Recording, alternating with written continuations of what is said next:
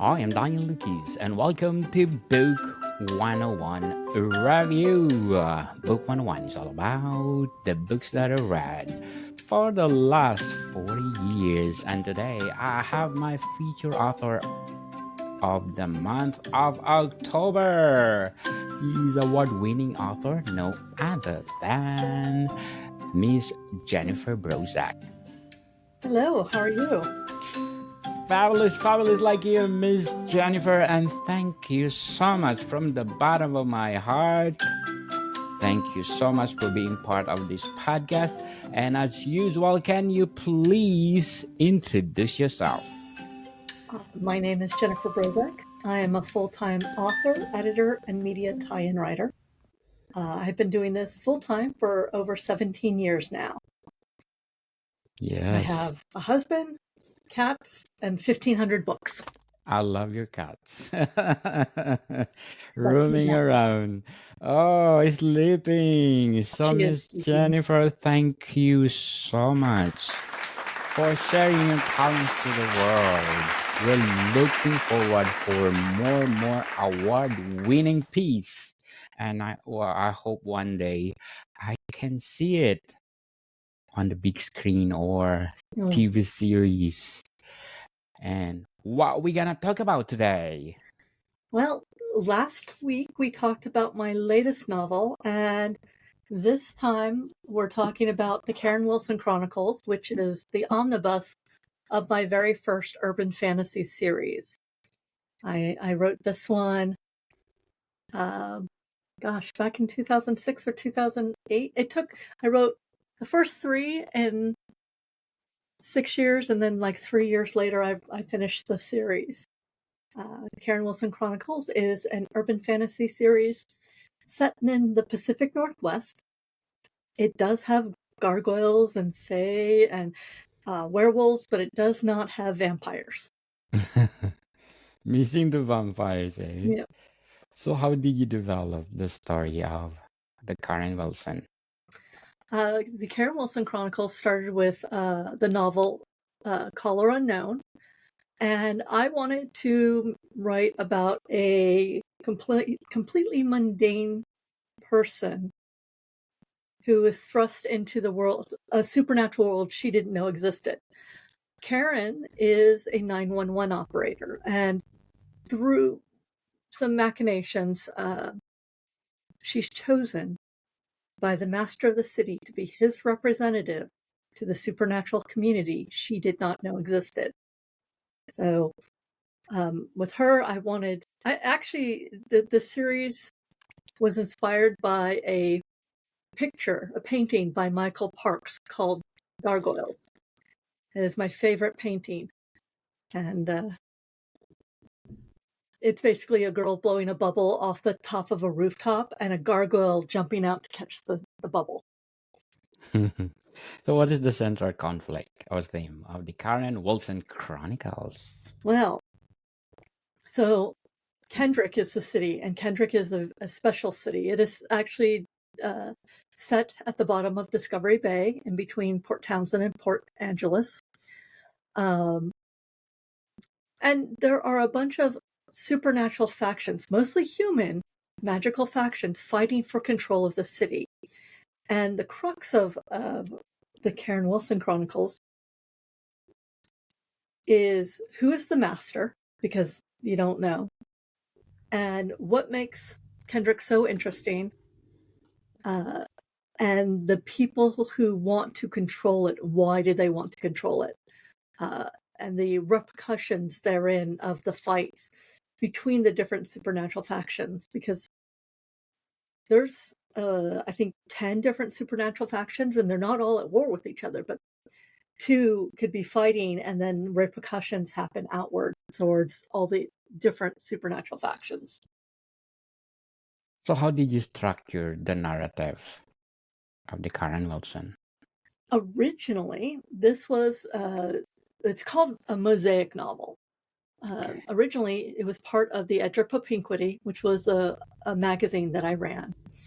And each chapter is a short story that ran in the magazine in an overall arc. And I did that for 3 years. So 36 episodes, plus an extra, so 39 episodes. So the structure of it is episodic, but continuing. So every story has to stand on its own, every chapter, but every chapter kind of builds on the one before. So it's a mosaic novel. So did you outline or write organically for the Karen Wilson? For the first 2 books, it was very organic, actually. I sort of knew what I wanted. I kind of knew where the beginning was, and I kind of knew where the end was, and I kind of knew some of the things I wanted to happen in the middle. And now, remember, this is my first series. Many readers of the Karen Wilson Chronicles say you can see me get better as I write, because by the time I get to the 3rd novel, so it's Color Unknown, then Children of Anu, and then when I get to Keystones, I'm actually having to stop and outline because I'm there are many dangling plot threads, and I have to make sure that the story still interweaves while each chapter stands on its own. And then when I finished Keystones, I just stopped writing. I just managed the magazine, and I was like, I will get back to Karen later because I don't know what the end is. And 3 years later, or maybe it was, I don't know. It took me 8 years to write the 4 books. Wow. I decided it was time to return with Chimera Incarnate. So I reread the 3 books, discovered I left 2 people in comas, as you do, and decided to turn that into a plot point. And from the fact that I had left these characters dangling in comas made me realize what I needed the end book to be. And then Chimera Incarnate was outlined, but it's still pretty much in the same structure as the 12 chapters, each one being a short story, but each one building on the next or the previous, and then an end story. The omnibus version here has all of those stories, plus every short story I have ever written for Kendrick until this last 2 years. I ended up putting a Kendrick story in the Jim Butcher anthology. Carrie Hughes and Jim Butcher did Heroic Hearts. That has a Kendrick story in it. And then I have a Kendrick story in another. Now, and it's a different set of people that are not in this, but it references characters from the Karen Wilson Chronicles. So by the end, I had to definitely outline. Definitely. So how did you create relatable and believable characters in the Karen Wilson? Every character wants something, and whether that is hidden or not, I made it so that the readers could understand what people wanted and why. I also, like, one of the things that I talk about with Karen is she's adopted by a baby gargoyle, like, within the first 2 chapters. And she didn't even know gargoyles existed. Sebastian is his name, and he's kind of the cat equivalent. He's the pet equivalent, but very smart. So I wanted to give that kind of connection because people, they love their pets. And pets can inspire characters to do things that they would not normally do, make them more brave, or fight terrible monsters when they would normally run away, or just challenge those in power to protect their pets. As I don't have children, but I do have pets, I decided that was the route I wanted to go. Definitely. So what motivates your protagonist? Karen, I can always tell where someone is in the series by what kind of fan mail I'm getting, because they're so mad at me at what I'm doing with Karen. But Karen wants a break, is what she wants. She has discovered there's a supernatural world. Now, as a 911 operator, she has been privy to some of the worst parts of humanity, as well as some of the best. And now she's discovered there's another layer on top of it. And there's all these factions fighting for control, and she just wants people to stop.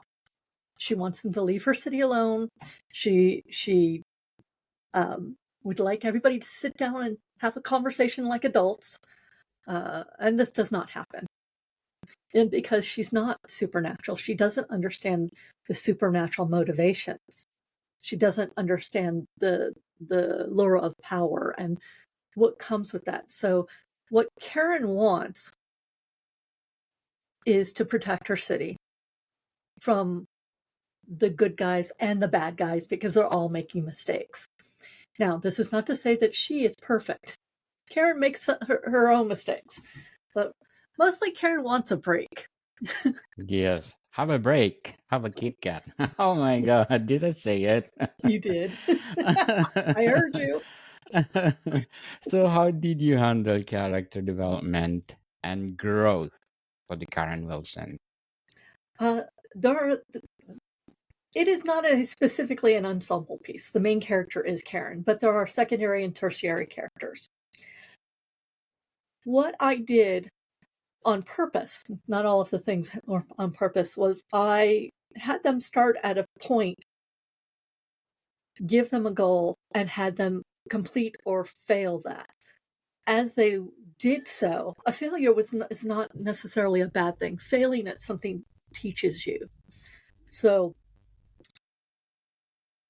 or teaches you, or, if you lose something, if someone sacrifices something for you, you learn, and it has you grow emotionally.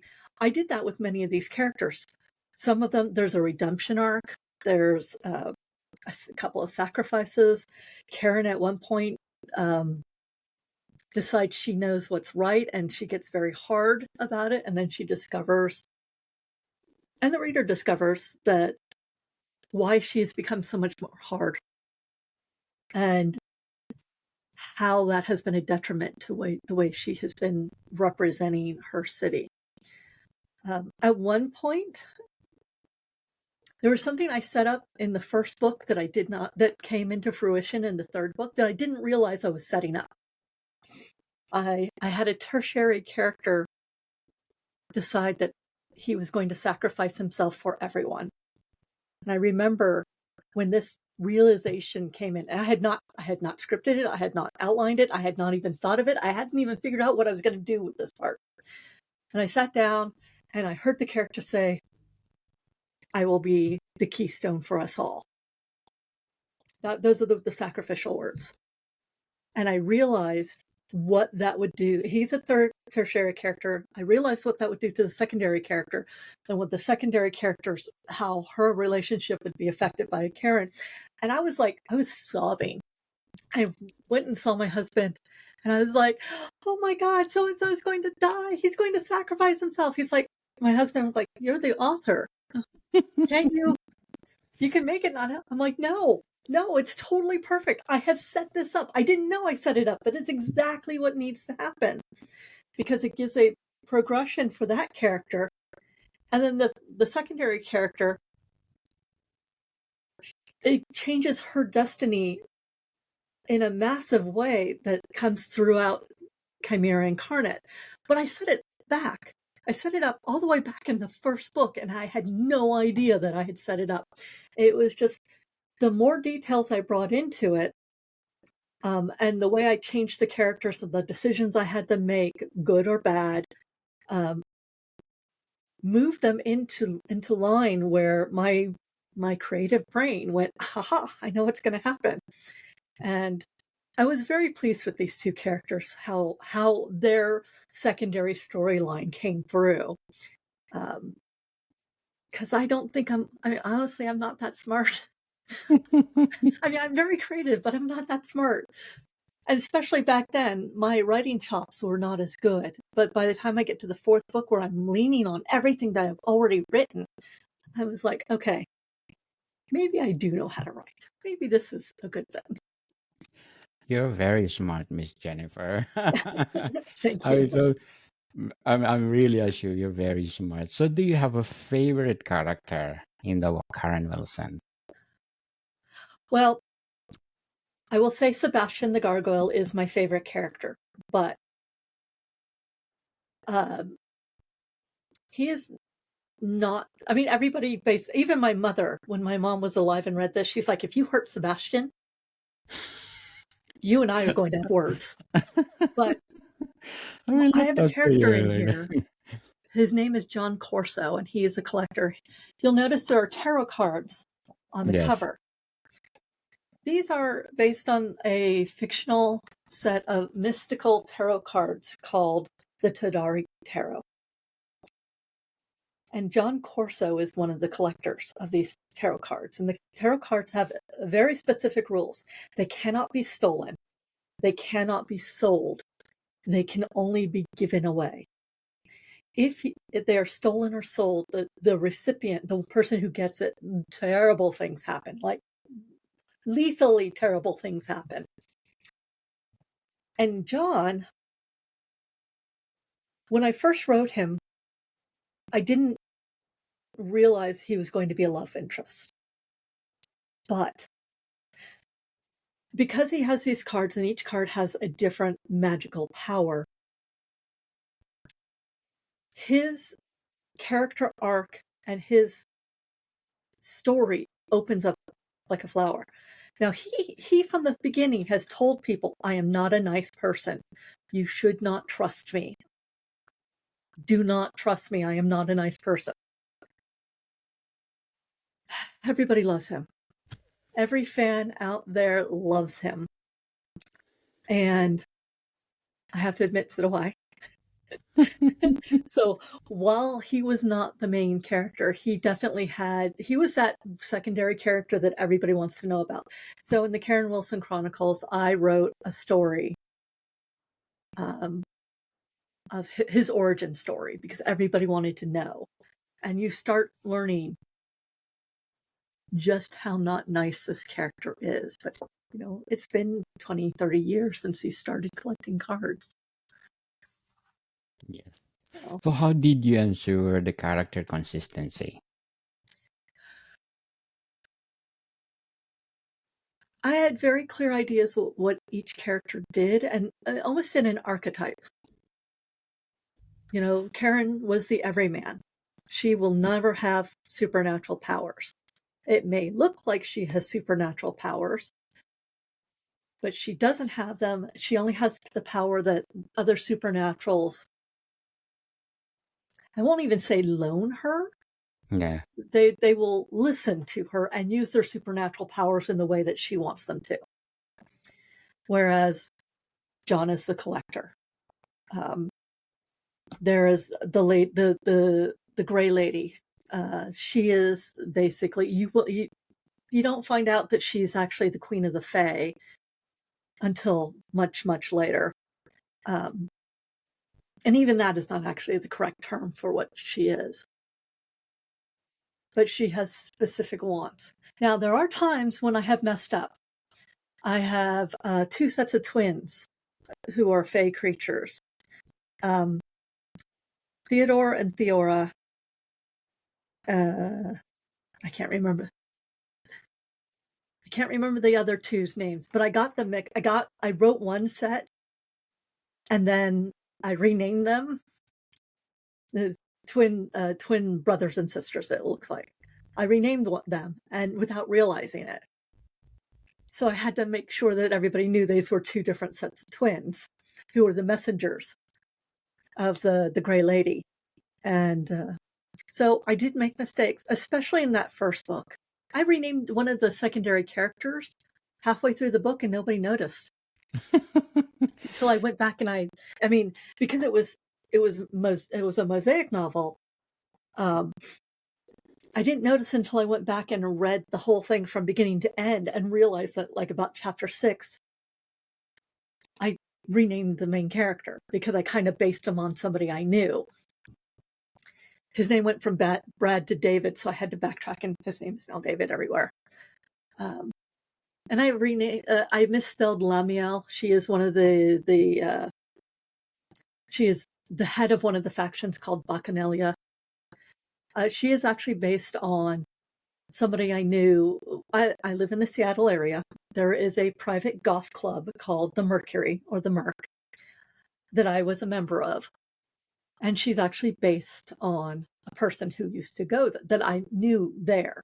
So there's very archetypical people. And that's how I kept the consistency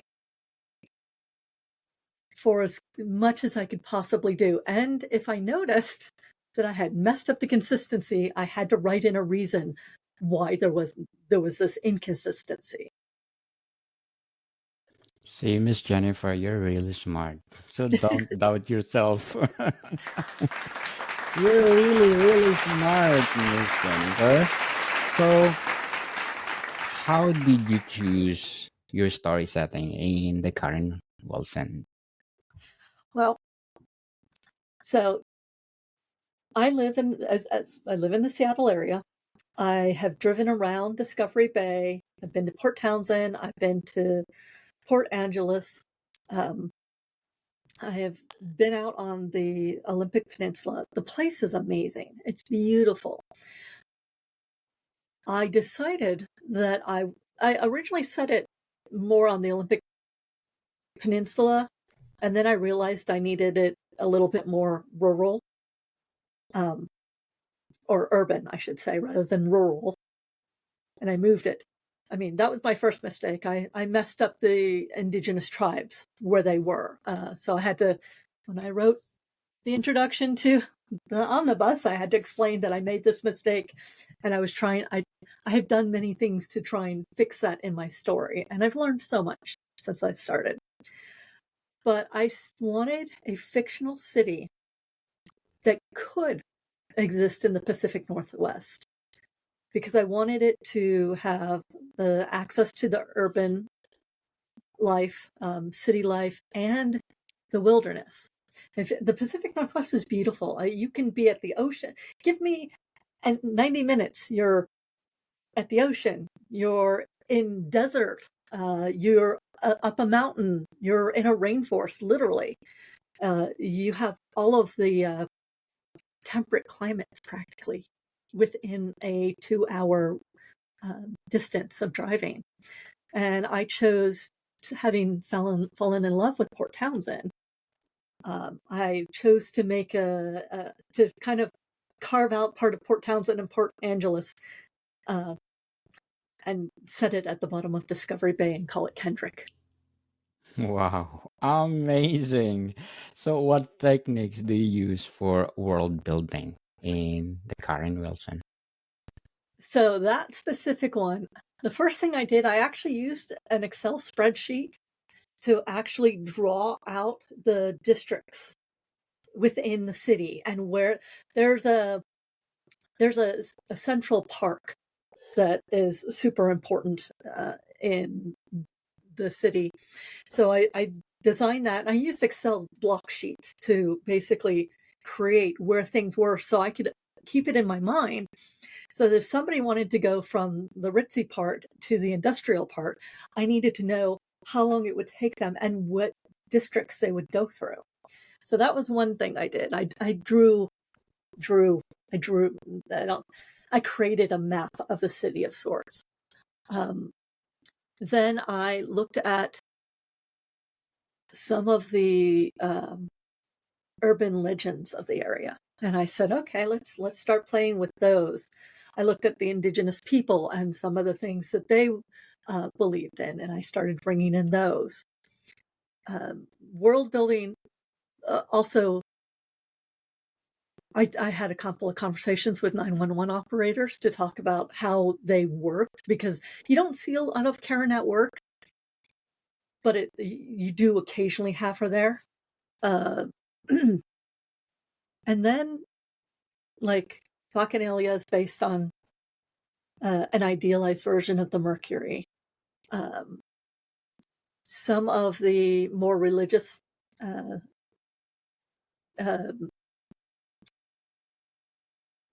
groups are based on some of the Theosophy or Serpent of the Light or some of those other mystical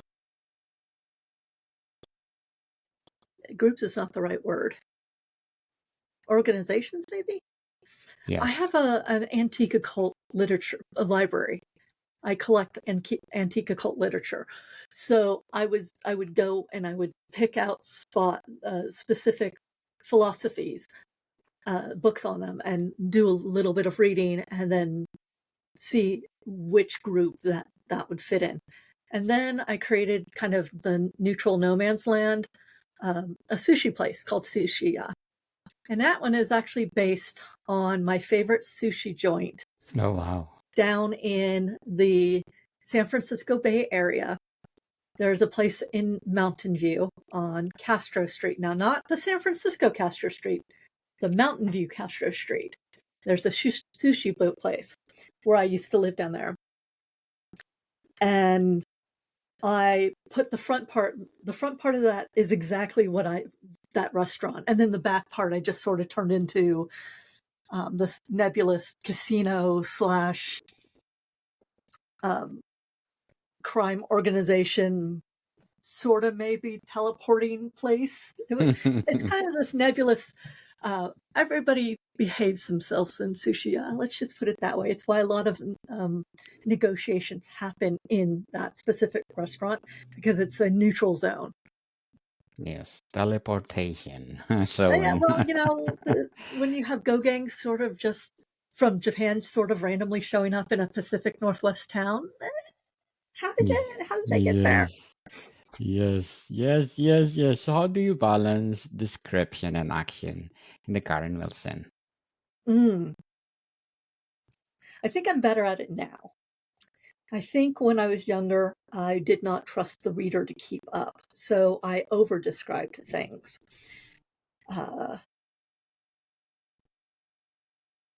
Now, rather than telling you that the room is, about the size of a small shed and has many, many pictures on the wall and a cat tree just 2 feet to the left of the desk, I will have the characters come in and I will have them, if it's somebody who's new, they'll note a piece of artwork on the wall. Or if they're new and they're like, wow, there's a lot of artwork on the wall, it's kind of overwhelming. Or maybe they're allergic to cats. So I don't think I've ever written a character that's allergic to cats. No. No, I don't think so. But I have them interact with the environment rather than telling.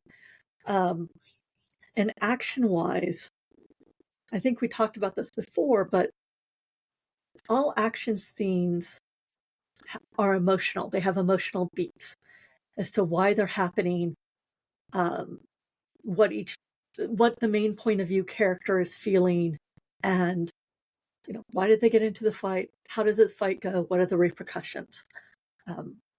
I try to make fight sequences fast, because in real life, fight sequences fighting doesn't take 5 minutes. Fighting takes about 60 seconds and then you're done. Yes. Or something has gone horribly wrong and there's definitely more than 2 people involved.